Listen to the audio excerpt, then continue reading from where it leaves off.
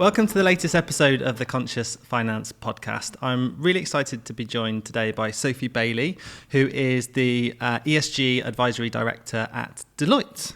Welcome. Good to be here. Thanks for coming on. Yeah. So great. We got to know each other many moons ago, didn't we? When you were, I think, at KPMG? Yeah, when I was at KPMG. At the time. Yeah, working in audit. Working in audit, running all the parties for all the ACAs. Yeah, running all of the Chartered Accountants Student Society. That was things, it. Yeah. Badcast. Badcast, It was called. And that's the Southwest's one? Yeah, that's the Southwest one. And then there's an adults one. There's one for qualified people. The as well, the ICW Wesker stuff. Yeah, got you. But yeah, I used to run that back in the day, which is how we know each other. Yeah, we sponsored many of your drinks evenings and things like that. So yeah, we really go way back, and it's amazing to see your career and how it's progressed since then. Yeah, it's been a wild ride. Yeah, absolutely. So I think that's something that I'd like to just dig into straight away, really, in terms of your journey, because I think there's a lot of people out there that get into the big four and wonder, where can I go from here? And a lot of people will make the move into industry, climb up the ranks in industry, or they'll stay in audit and climb up the ranks through to partner. Yeah.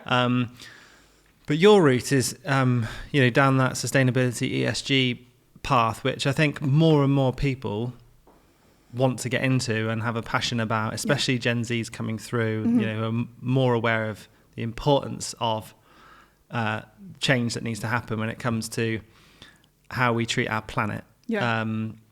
So I think it's quite an inspiring story for those that maybe don't know how to get there and how you got into it and why you got into it, really. Yeah, So, of course. I mean, so I was always fascinated by business at school. I found it very interesting how organisations worked and stuff. And we're going to go back a little way, so bear with me here. Let's start from childhood. So let's start in my early childhood. So you were a baby? Yeah, when I was but I was really interested in that, and I also really enjoyed geography at school, which obviously has strong links to the sort of sustainability agenda. And I also was quite a ballsy kid, I suppose. So I emailed the head of corporate and legal affairs at Tesco and was like, hey, I'm Sophie Bailey. No way. I want to do something related to geography. What do Tesco do? And long story short, I ended up interning at Tesco for 3 years in their climate change team. Wow, I didn't even see that on your LinkedIn. And I had this amazing, this is too far ago, and I had this amazing conversation with their head of sustainability on why do you do, Tesco used to do a lot of stuff quite quietly, and they're still quite quiet about it. And I sort of said, well, why do you do this? And they basically said to me, look, if we're nearly 150 years old as a business, if we want to survive for the next 150 years, we have got to start tackling this. And so that really got me thinking. And when I got to the end of my degree, I was offered a PhD, but I'd also got the chance to go do audit and get the ACA. And I knew that finance and understanding how a business works from a financial perspective is really important. So that kind of led me to join KPMG, and I did that for 4 years really by the time, I got my ACA, and then I did a year more. But throughout that time I was seeking out within KPMG who is doing this sustainability stuff. And eventually I got the opportunity to get a secondment into that team. And that was just through will and determination? Yeah, determination. So speaking to people, telling people I was interested, obviously working with the partners in my team saying I'm really interested in doing this, and ultimately getting the contacts to be able to have those discussions. And I was introduced to loads of different people around the world because I was tempted to go on secondment. I didn't do that, but I stayed and moved into sustainability and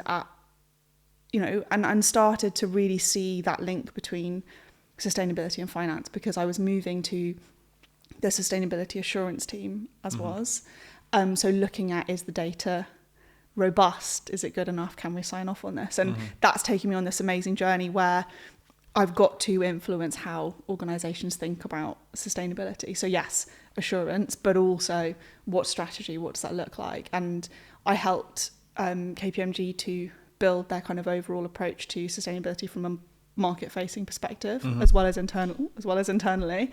And then about 2 years ago, I was approached by Deloitte, and that's where I work now. And the move to Deloitte has actually been one that's more around realigning what I do to be more strategic. So I wanted to move away from assurance, as much as that still fascinates me. I still do a little bit of it now, but move towards, okay, well, how do you build good strategy, good data, good reporting that allows you as an organisation to make decisions around sustainability and basically do the right thing. So, you know, bit of an interesting path, but I think for me the big lesson has been, if there's something you really want to do, particularly in a big organisation like Big Four, but also any of the accounting firms, you know, loads of organisations are starting to do this. You have to start to ask questions, start to get interested, start to think about it and talk to people about what you do or what you want to do.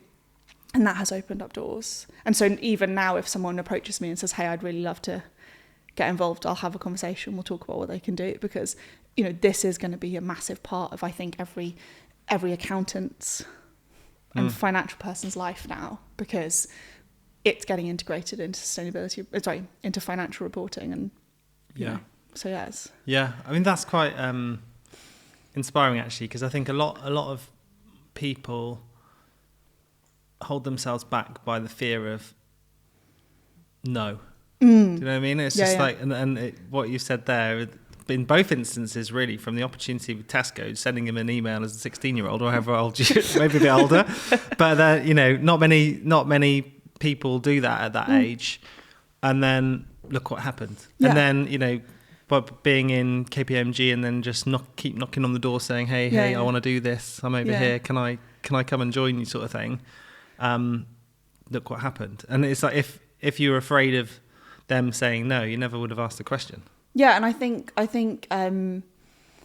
you know, no matter where you work, I think that's a really important thing to do. You've got to keep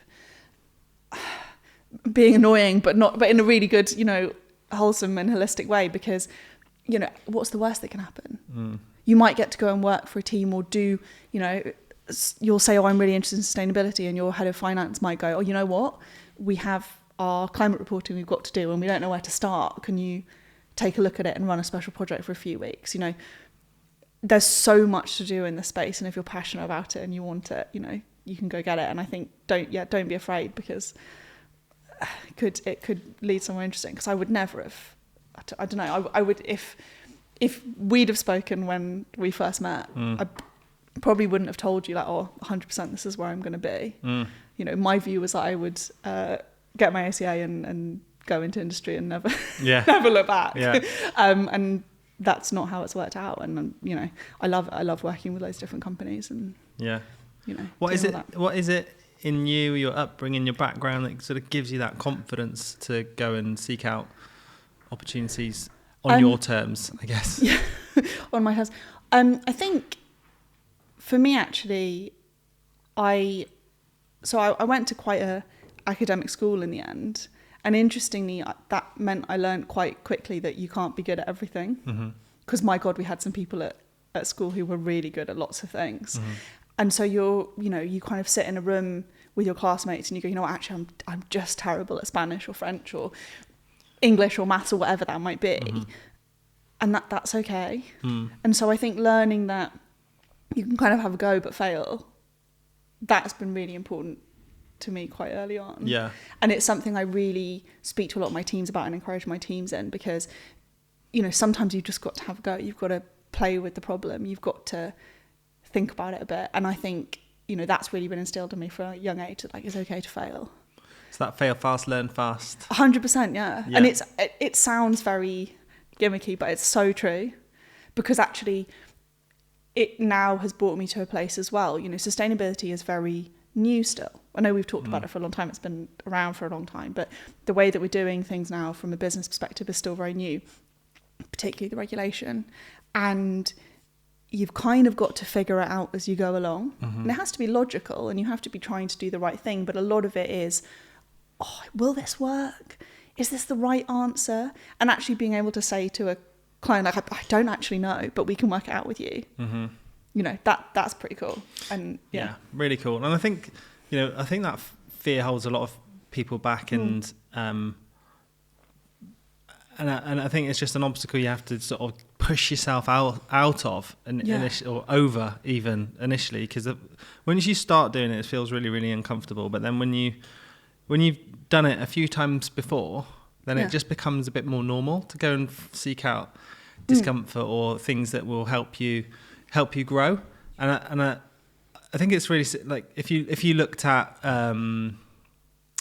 science, Yeah. right, in terms of one of the greatest institutions, or whatever you want to call it, in terms of in our world and the advancements that science has created, if they were afraid of making mistakes, then where would we be? It's like the whole idea of it is you test hypotheses, it doesn't work, you go again. Yeah.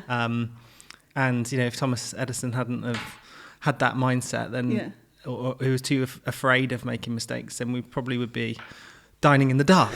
Yeah, and ultimately, science is about the fact that eventually you're going to be proved wrong.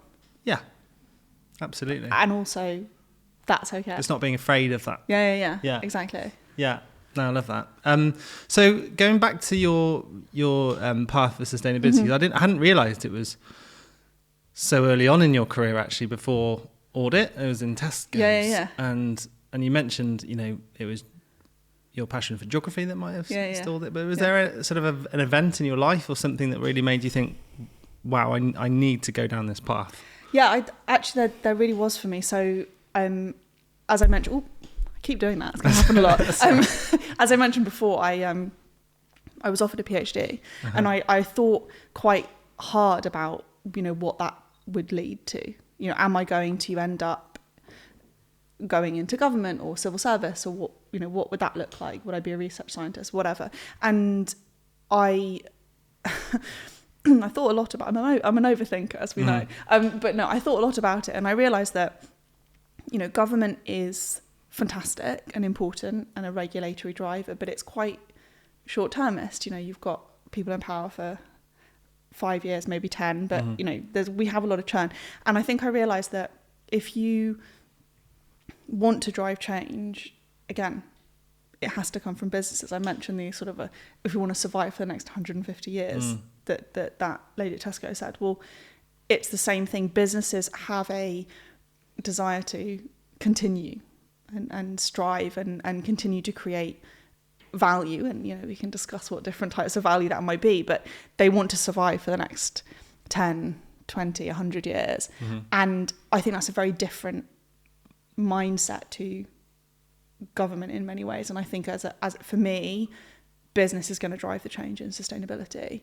And yes, we have regulation coming in now, but actually organisations up until now have been doing this because they think it's the right thing to do, or they recognise that there is a value creation element to it. And so that's why I moved in ultimately to finance in the first instance, although it wasn't quite that thought through. But I recognised that businesses were a big driver of change and development, and that's why. What's your view on the role of a business when it comes to driving social environmental change? It has to be at the heart of it, right? I think we have an expectation that businesses generally are trying to do the right thing. And do we?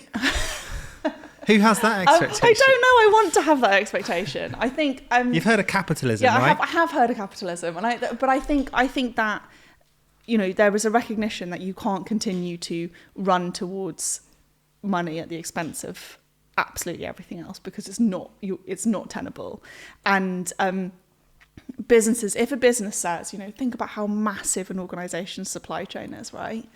If one big PLC business turns around and goes, you know what, all of our suppliers have to do this. All of their suppliers have to do that. And so you can make a huge amount of difference with policy, with decision making, with considering how you do business and what good looks like.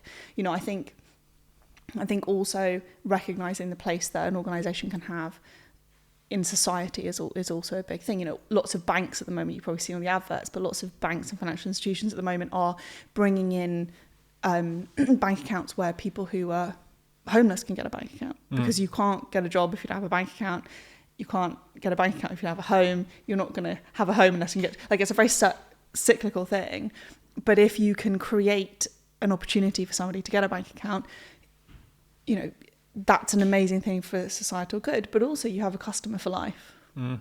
Yeah. If you're the one bank that will give that person an opportunity in 20 years time, when 5-10 years time, whatever, when they've sorted out their lives and things are going really well again, they are only ever going to bank with you, which, you know, capitalist is great, but you've done a good thing. And that actually is really the sweet spot of sustainability. That's the bit that's fascinating and exciting. It's how can you continue to create value whilst also doing good? And I think, you know, there are loads of examples of that across the industry in the UK, but also globally, because, you know, how can I put it? I think, yeah, there's loads of examples of that. And I think actually that's the big driver. It's that sweet spot of doing right and creating value. Yeah, I think that's a good one to dig into, actually, because there's a lot of businesses out there, especially in the current economic climate, where interest rates are high, import-export costs are huge, cost of living crisis, election, you name it. Everything. All War in Russia. Yeah. Trump around the corner, God forbid. So I think, there's a lot of trepidation in the market at the moment. So, and I spoke to an ESG consultant from a small consultancy, saying how, and in their world, they deal with more SME space. You know, imagine your clients are more blue chips and bigger organisations. They're saying how in the SME world, it's seen as, right, that's a cost to some extent, and especially the ones that aren't purpose driven. They may want to really move down that path, but they don't understand the value creation and what it could do for their business. So it'd be great to learn your perspective on that, and if you've got any good success stories of where you've seen a business really adopt this way of working and what the value was. And it's the $1 million question, right? Because I think it's still very difficult to show a really concrete connection, truly concrete connection between having a good sustainability strategy or process and, you know, money at the end of the tunnel. We talk a lot about risk and trying to ensure that you're mitigating risk and so on. And so some of this is you have to do it. There's regulation coming in. There's regulation that already exists. That means you have to think about, for example, your climate risk with the UK climate-related financial disclosure, thinking about the UK, but also, you know, more broadly. So some of it is regulation. You've got to do it. It's table stakes. Everyone has to do that. So then it becomes, okay, well, how can we really embed this into our strategy, and what does that look like? And how is it that, how is it that we start to think about what's really important? And ultimately, if you are tackling, this is long-winded, but I will get there. Ultimately, if you are tackling those key material sustainability issues, you are going to be driving value for your business. Now, when we start to think about how we articulate that business case to someone in finance, yes, reg, of course, but also, you know, you are going to find a better way of managing risk and, importantly, opportunity, because you're thinking about, well, what are those key material areas? And I don't mean sort of our traditional finance materiality, but, you know, big important topics where there's a big impact on our organisation, but also our organisation has a big impact on it. And if you're able to understand those and tackle those, you are going to create more value, but also have more longevity in those spaces. So an example that, you know, you might have is that I recognise that as an organisation, hang on, start again. Sorry. And a good example of that is when you're thinking about like a big four, right? We love to talk about, oh, you know, we have taken away plastic cups in our offices and we don't print as much and we recycle. No, it's not. I was going to say nobody cares. It's not that nobody cares. Those things are important, but they are not the biggest drivers of a Big Four's impact. A Big Four's impact is the work that we do. Mm-hmm. How is it that what we do does the right thing? Our people, who we employ, okay? We talk a lot about diversity, and I'm sure, would love to hear your views on this as well, Mm-hmm. but we talk a lot about diversity of thought, background, etc. Therefore, the people that you employ as a Big Four firm, who is it you have in your team? What's that diversity of thought? How does that bring something different to the consultancy equation? What else do they have to bring to the party? How do you get yourself a diverse finance team with people who are interested in sustainability, with people who are interested in things that are not just the bottom line? And that's what drives this. And so when you're thinking about creating value, it's a mixture of, doing the right thing, but also thinking about how you can continue to build it going forwards. And I think that's where ESG comes in very nicely, because you have to start to consider, well, how can we do this better or differently? Definitely. And there's definitely a correlation. I think there's some studies done that certainly show that more purpose-driven businesses are more profitable and grow faster. And all the benefits that people have heard around talent attraction, because more people want to work for purpose-driven businesses these days, especially the next generation coming through who are wide awake to the importance of it. Then you've got employee retention. Once they're in, they're fulfilled. Yes. And there's, it's more than a job. So you have more engaged people, performance is better, they're happier, and happy people create more opportunities. Then you've got the benefit of, the customer itself, seeing that, they're dealing with responsible business. Right. And I think the customer argument, I think, is a difficult one. It's quite interesting, because every time you start to speak and think about customers tell you, oh, well, I care about this. But when it actually comes to, you see it on the news, even when it comes to purchasing decisions, actually there's different things that are considered that are not just in a cost of living crisis, particularly right. And so I think that argument is harder, but I still think it matters. So it's harder to say it's creating value, but it would reduce value, and that comes back to that risk. I think we've experienced certainly that the value creation from a customer standpoint more than I thought I would, and it wasn't the reason why we became a B Corp and purpose-driven business, and the 3% pledge that we've done with our revenue to the community. But it's definitely, again, it's one of those things, like you said, it's hard to track and measure unless I surveyed all my customers, which I probably should, and said, why did you choose Core 3? And if they select because you're purpose-driven, then you could quantify, okay, so this is how much revenue we've brought in as a result of being purpose-driven. But I know from feedback from being in a lot of the pitches and the bids and myself, the feedback from the customers, like, this is a breath of fresh air. This is, something completely different. It aligns with my values as a human being. It connects with a different part of the brain, I think. Like it's like the Simon Sinek golden circle. It's like the why, how, what. Like a lot of businesses know what they do. They know how they do it, but they don't know why they do it. And a lot of organizations communicate outside in, but those that communicate inside out start with why. Like Apple, for example, that really resonates with the people, their customers. And Apple aren't like an overly purpose-driven business, but they start with why in terms of their messaging. And that's why everybody can trust to buy not just an iPhone, but they'll also buy a MacBook and a tablet, a screen, a monitor, headphones, AirPods, you name it, because they know that they're the best out there, because their messaging is brilliant. So I think if you get that, if your positioning is authentic, it has to be authentic. Then I think there is real commercial value. And I remember when I first set up, I spoke to a ESG consultant, and they basically created sort of a platform for businesses to be able to give back. Yeah.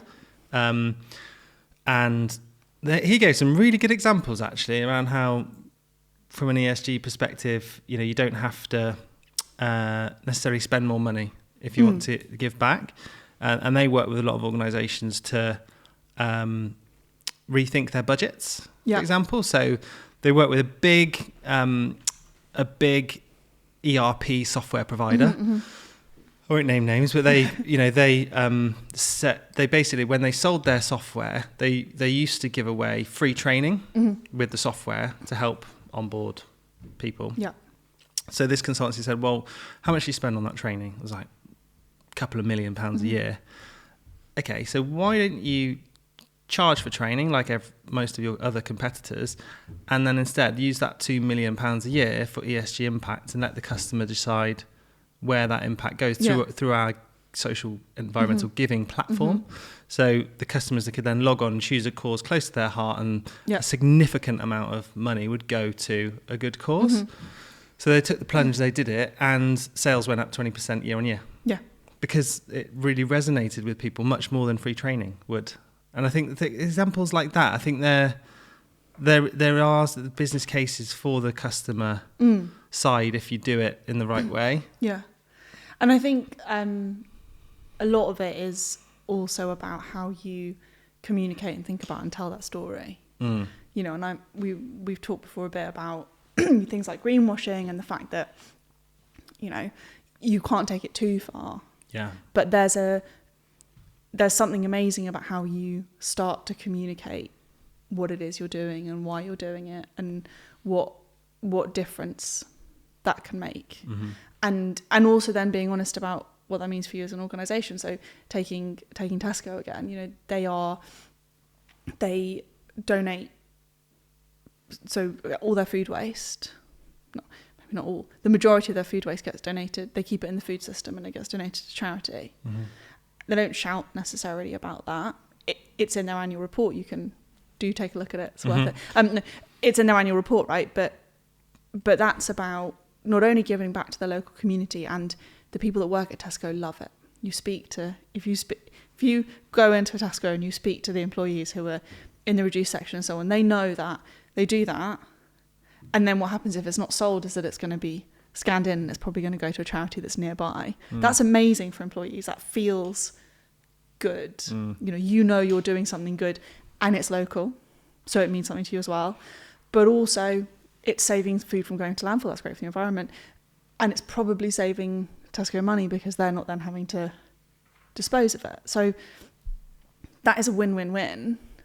And thinking about how you then communicate that within your annual report or to customers, and they don't do, my view is that Tesco doesn't do loads of that. They don't shout about it, but it's really an amazing thing to do. And actually, like, the way you report on that and the way you talk about it, I think can be really effective. And that's why, again, we'll get onto the R word, regulation, I'm sure, but that's why, like, the reg that's coming in is really interesting and quite cool. And maybe it's not cool to love a bit of regulation, but the reason it's amazing is we're making organisations really, do some navel gazing about what their impacts are and talk about it and report on it and say what they're doing, and that's awesome. And I think it's needed. A bit of accountability doesn't harm anyone, because it's in the big corporate world especially, but also in the SME world, that's where B Corp has had a great impact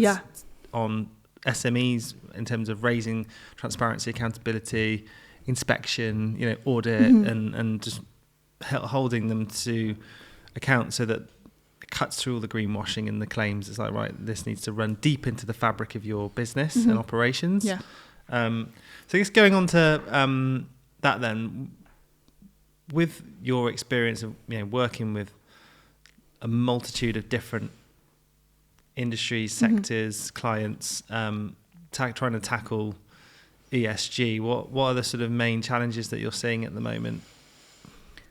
There is a lot of regulation coming. So in the UK, what you have to report against is not masses. There's sort of greenhouse gas emissions through streamlined energy and carbon reporting, and then also if you're a large organisation in the UK, you have to do sort of climate-related financial disclosures. But in the outside world, so outside of the UK environment, there's a whole swathe of regulation coming in, particularly from the EU. That's the biggest piece of reg. So I think, that is a big challenge in and of itself, because there's a huge amount of work to do to be able to report against that. But I think actually thinking practically and thinking more about the kind of interesting side of this is this concept of materiality and what's important. And I've kind of alluded to it already, but it's about what are the most critical issues to your organisation, and being really honest about that and thinking that through in a really big way, because that should then drive your reporting. And the EU regulation is getting organisations to do that, thinking about it through both the inside out lens, so what is the impact we as an organisation have on the world around us, but also the outside in lens, i.e. what is the impact of ESG issues on our business. And that together gives you this concept of double materiality, which means that at its core you have a really, hopefully very good understanding, having spoken to all your stakeholders, about where those material impacts, risks and opportunities come from and how you can deal with those. And that's a lot to think about, and I think that is a big challenge, because in my view, at the heart of this reg, and the reason I think it's exciting, is how, what's actually really important. We've had years of sustainability reporting and frankly of a lot of organisations just kind of throwing jelly at the wall and hoping that something's going to stick and it'll be fine, and reporting loads of stuff that's not important or is relevant but not material. So it's important, nice, good things, nice to have, but not driving business value. And what the EU regulation, the CSRD, the Corporate Sustainability Reporting Directive, and all the things they've published is trying to do is say, you need to focus in on the really key material things and report on those. And if you've got to report, you're measuring it. And I do still stand by the what gets measured gets managed. I think, as finance people, we know that numbers make the world go round. And I think the more we can have reliable, useful, regular sustainability information, the better decisions we can make. But it takes a lot to get there because the data's difficult. Yeah. So when you say this regulation is coming, like you said, so that there's a basic level reporting requirements in the UK at the moment.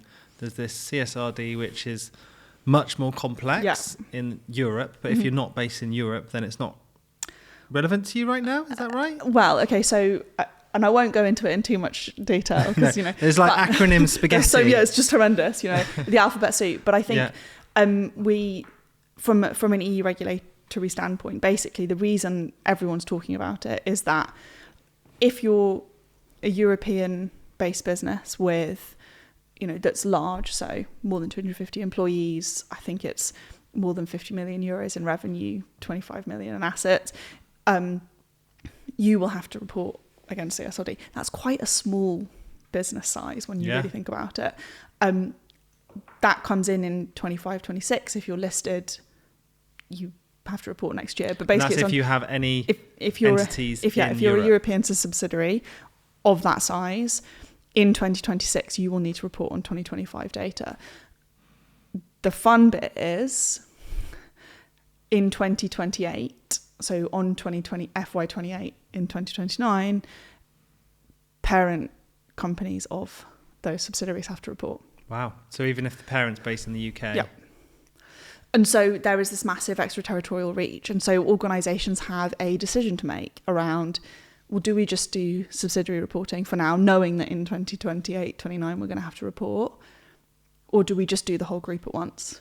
And so lots of businesses are grappling with that question, because if you've been reporting sustainability data for a number of years at a parent company level, does it make sense to you to do it just at a subsidiary? How can you get ready? What does that look like? I think, it is in law, so it's coming in that it's going to be something you've got to tackle, but it means that there's this huge reach. And so lots of companies are grappling with how they do that. The journey's a long one. It takes a long time to do not only the double materiality assessment, which gives you what you've got to report, but then starting to gather the data from across your organisation. We're talking about if you find own workforce material, which you probably will, number of people who've taken paternity leave and how much time they've taken. Most companies aren't collecting that data. Most companies don't have timesheets. It's a foreign concept if you're in the professional services world, but most companies don't have timesheets, so it doesn't even exist. So then you need to start to think about, okay, well, what is it that we do as an organisation right now that we can piggyback some of this stuff onto?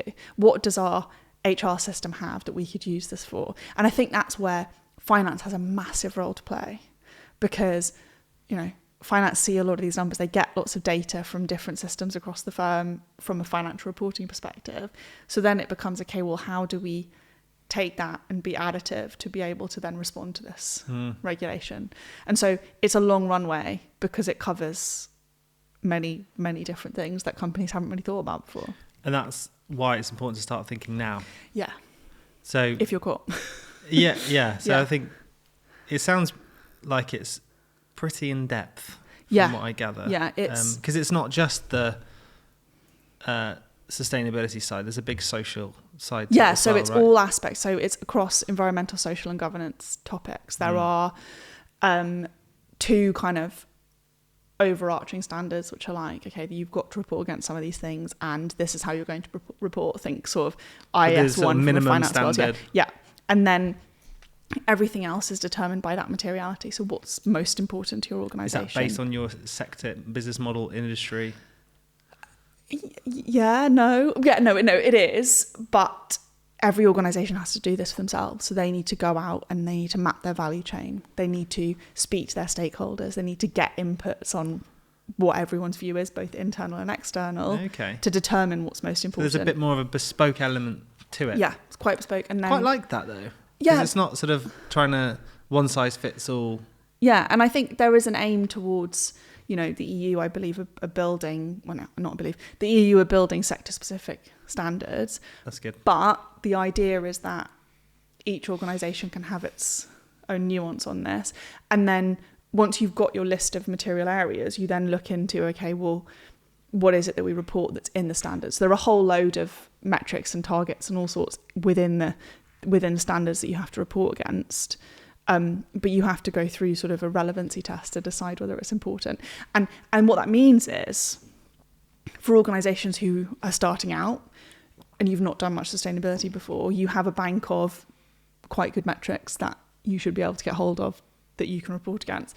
But for a company where you've already got your ethos and you already know what you want to do, you can continue to report those things.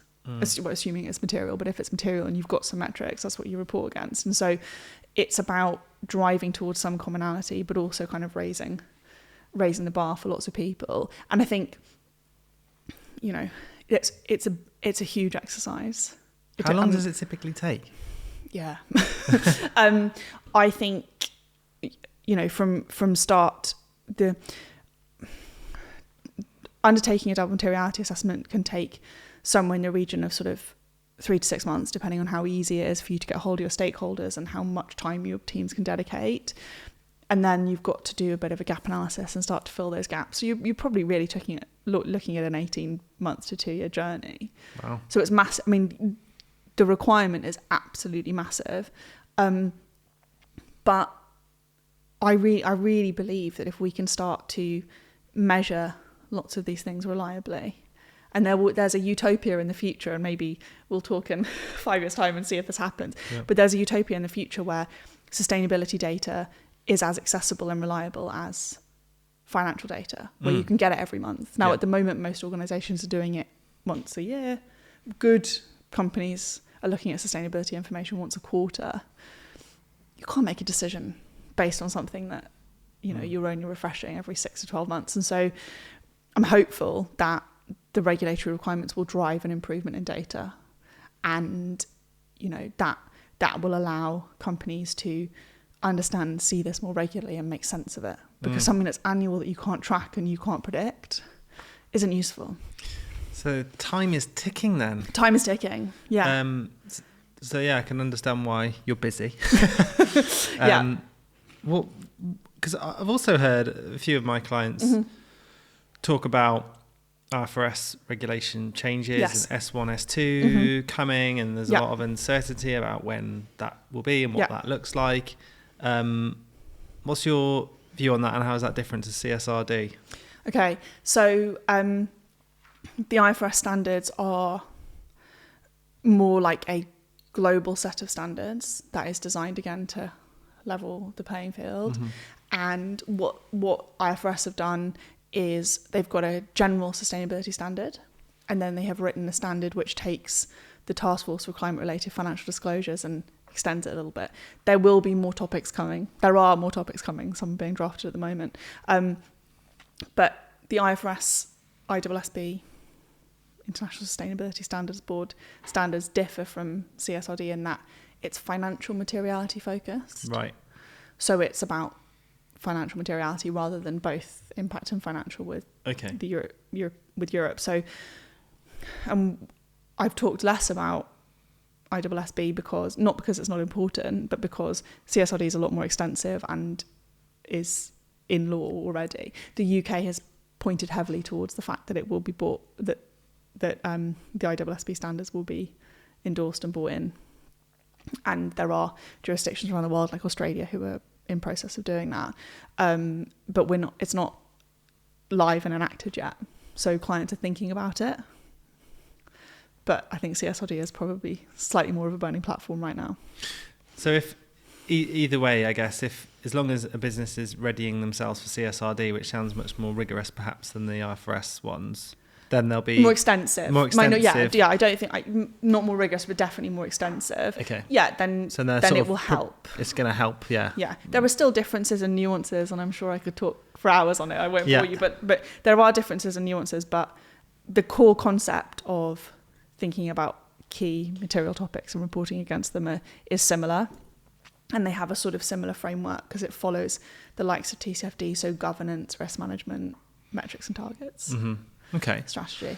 So I guess a lot of this is probably going to be large organisations or businesses that have got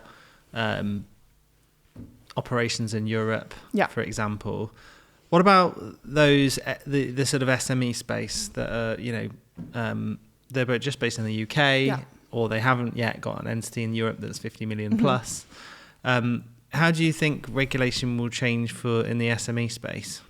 Yeah, so I mentioned already, there's greenhouse gas reporting, there's climate risk reporting. That is driving organisations to think about, well, what is our environmental impact from a emissions perspective, and also then, how do we think about climate risk as an organisation? As and when ISSB comes in, I don't know. I don't know yet what level that will look like. That will change things further, because the whole point is it's taking what we're thinking about from a climate and greenhouse gas emissions perspective and extending it to be other things, so, social issues, etc. And so I think companies who are wanting to kind of get ahead should be starting to think about, okay, well, what are the impacts on our organisation? Where is it that we want to play? What topics do we want to make important to us? Or what topics are, and of course, what topics are important to us as an organisation? And how can we start to think about where we might measure that, what we might do about it?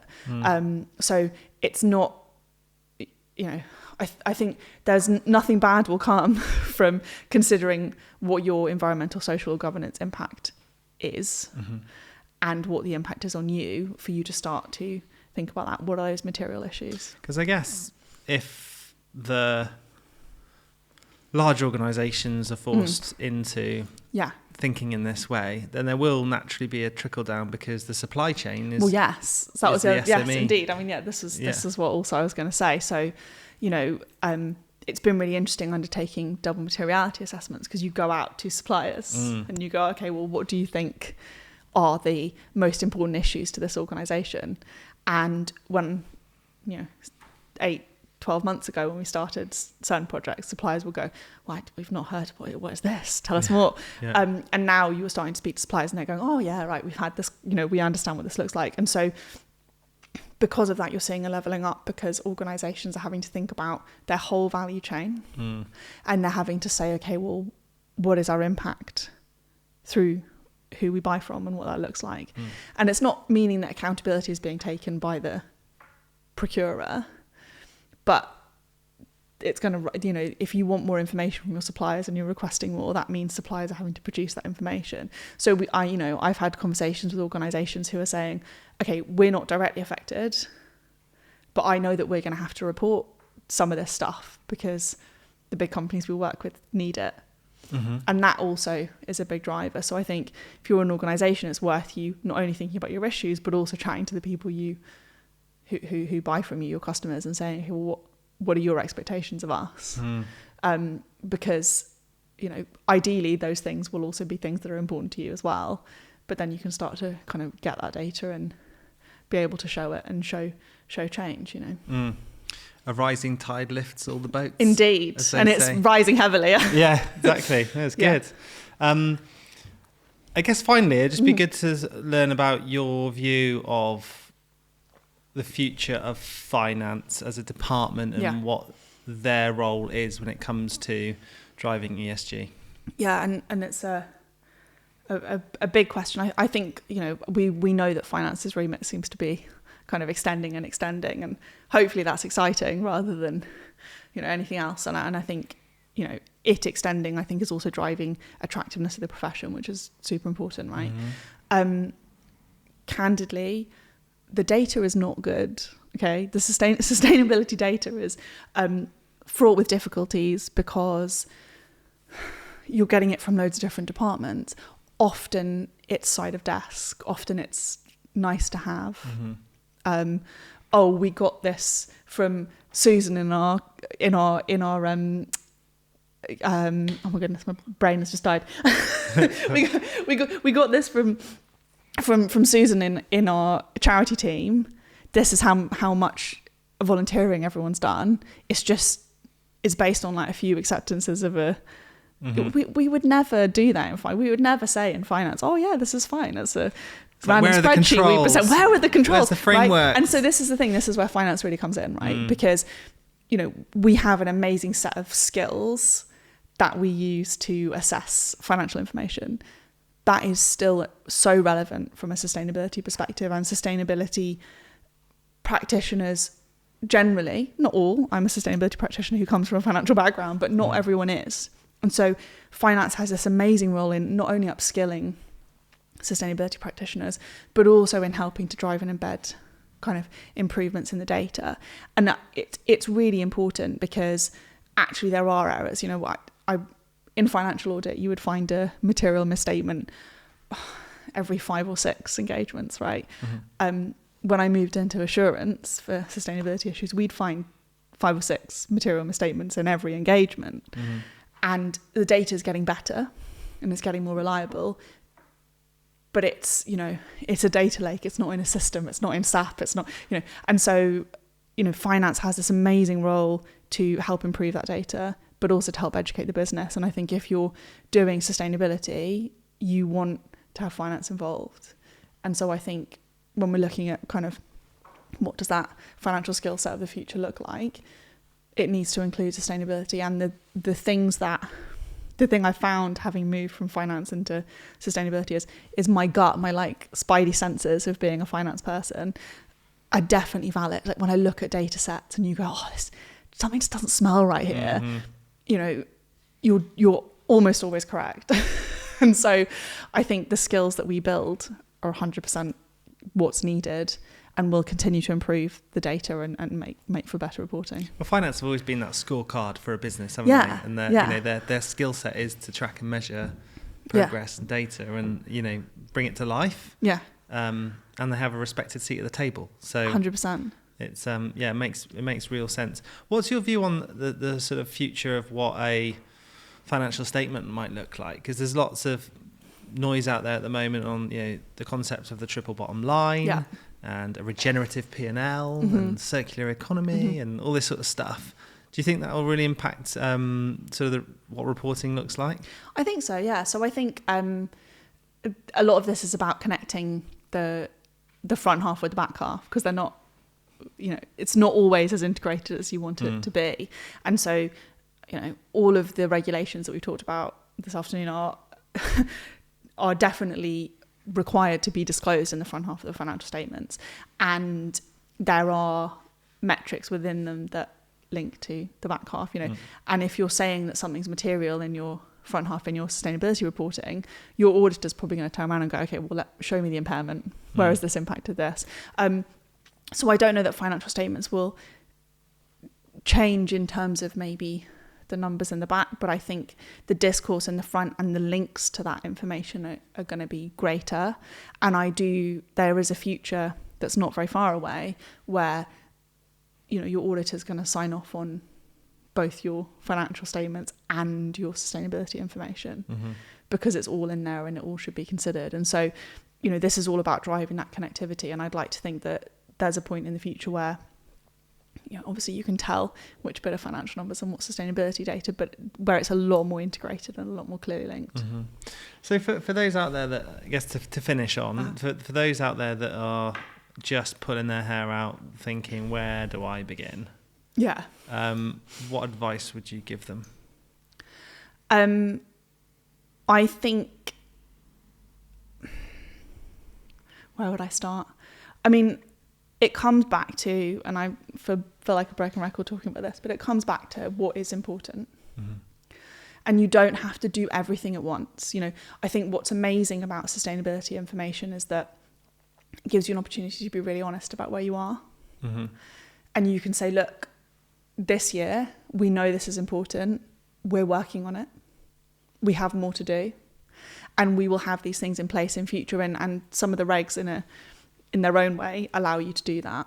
And so I think just getting started, just starting to talk to people internally about what matters to them, make your employees feel heard about how their views on sustainability, and start to think about what could we measure, how might we be able to report against that, is a great place to start. Yes, there's a regulatory tick box, but you will be amazed how many people in your organisation are super passionate about this, who want to get involved. And so I think just asking the question and starting the conversation is an amazing place to start, because there are plenty of people like me who are like, oh, I'd really love to do that. And that, that's awesome, because you can then create kind of internal consensus around this. And that's, I think that's what's amazing about sustainability, because people have very strong and passionate opinions on it. So yeah, ask the question. Brilliant. Well, thank you so much, Sophie. It's been great having you on. And You're I welcome. think it's definitely cleared up a lot of that, what did you call it, alphabet soup? Yeah. In my mind of, what does this regulation even mean? Yeah. And I think a lot of blue chip clients that I speak to don't know, and or they're just sort of blindly following a path, and they don't necessarily understand. So I think that's definitely shone a bit of a light on it. And I mean, for anyone out there that's interested or needs help, are you happy for them to reach out? Yeah, please do. I always say, talking about if anything ever lands in your inbox from someone you're not expecting, you're probably still going to reply. Do you know what I mean? No, yeah. But I think, absolutely. Please reach out, because this is an amazing field to be in. It's consistently and constantly changing, and I love that. Yeah. And it, we're creating new ways of doing things, and it's brand new, and that's pretty cool. So yeah, please do. Awesome. Well, thanks again. Thank you very much. So thanks for listening to the Conscious Finance podcast. It's really appreciated. And if you can help us increase our impact and inspire others, it would be much appreciated. All we ask is just subscribe to the podcast, give us a like or drop us a comment. It really does help get the word out there and expand our reach, and hopefully inspire others to drive their impact further. Thank you.